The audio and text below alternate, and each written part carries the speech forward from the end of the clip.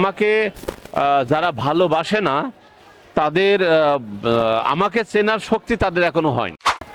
আমার লেখালেখিতে প্রচুর সময় দিতে হয়। আমি ব্যক্তিগতভাবে মেধাগত দিয়ে অনেক অনেক দুর্বল। আমার জিনিসটা সুন্দরভাবে করতে হলে অনেক বই পুস্তক পড়তে হয়, বুঝতে হয়, জানতে হয়। এই জন্য লেখার জন্য প্রচুর সময় দিতে হয়। এই বইটা সারা পৃথিবীতে কোনো একদিন অনুবাদিত হবে, এটা নিঃসন্দেহে আমি মনে করি। সুপ্রিয় দর্শক, দাঁড়িয়েছিলাম এয়ারপোর্ট বিমানবন্দর রেল স্টেশনে। বর্তমানে আলোচিত সমালোচিত ভাইরাল যেই টিপু সুলতান সাহেব, ওনাকে আমাদের সম্মুখে আমরা পেয়েছি। জেনে নেব ওনার কাছ থেকে মূল্যবান কিছু বক্তব্য। আসসালামু আলাইকুম। ওয়ালাইকুম সালাম। কেমন আছেন? আলহামদুলিল্লাহ, ভালো আছি। গত বইমেলাতে আপনি দেখলাম যে বই বিক্রি করলেন ঘুরে ফিরে। এখন বর্তমানে আপনি কি করছেন? আমি আমার সামনে যে 25-এর বইমেলায় বই বেরোবে সেই বই দুইটা রেডি করতেছি, এটা আমার মূল কাজ। আপনার হাতে যে বই দেখা যাচ্ছে সেটা হচ্ছে বোনাস স্পোকেন। তো বোনাস বাংলা, আর এটা হলো বোনাস, এটা বোনাস বোনাস 2 আছে, বোনাস গ্রামার আছে, 5টা আছে, আর সামনে মেলায় আরো 2টা আসবে। এই বইমেলা থেকে এই বইগুলো আপনি বিক্রয় করছেন? হ্যাঁ, 5টা বিক্রি করছি। এখন আপনি এই যে ঘুরে ঘুরে যে বই বিক্রয় করছেন, তো এতে আপনি স্বাচ্ছন্দ্যবোধ কেমন অনুভূতি আপনার ফিল হচ্ছে?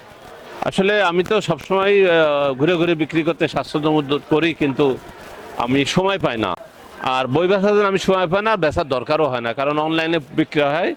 আর আমি আসি, আমার কিছু যারা ভোক্তা আছে, মানে ভক্ত আছেন, যারা আমার শুভাকাঙ্ক্ষী আছেন, তারা সেলফি নেয়, বইটা হাতে পাইলে অটোগ্রাফ নেয়, খুশি হয়। এই জন্য যেদিন সময় পাই সেদিন আসি। এই যে এই সপ্তাহে আজকে আসলাম। আমাকে যারা ভালোবাসে না তাদের আমাকে চেনার শক্তি তাদের এখনো হয়নি। না চিনলে তো হবেই, কারণ যে যেটা করে তাকে চিনলে তার সঙ্গে সমালোচনা করবে, না চিনলে আন্দাজে মানে কি শুনে সমালোচনা করা ঠিক না।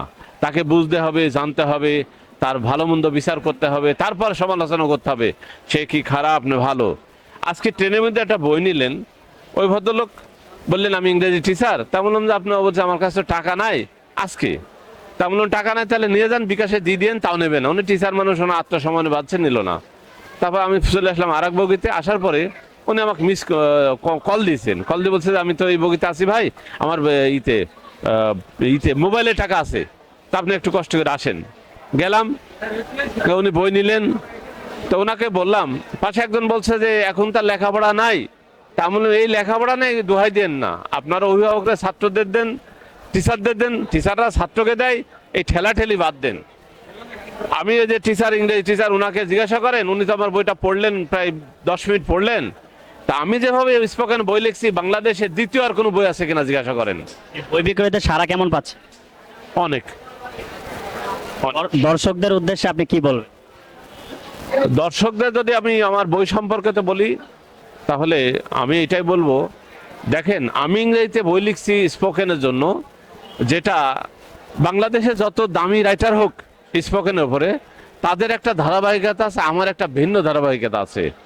আপনি একটা বই যে কোনো একটা পাতার প্রথম থেকে শেষ পর্যন্ত পড়বেন, দেখবেন যে প্রথমে কি লেখা ছিল হারায় গেছে।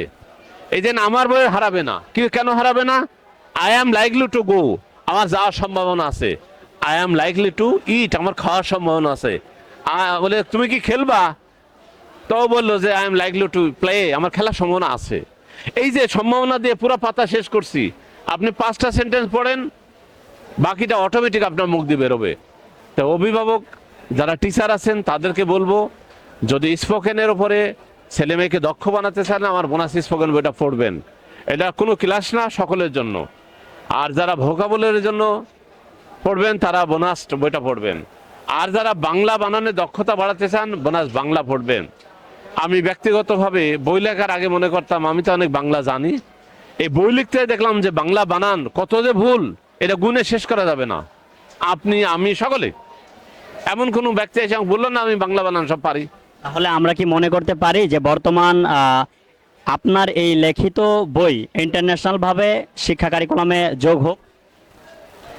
এটা আমার তো বই যোগ হবে না, এটা আমার পদ্ধতি না, যোগ হতে হবে, হবেই হবে।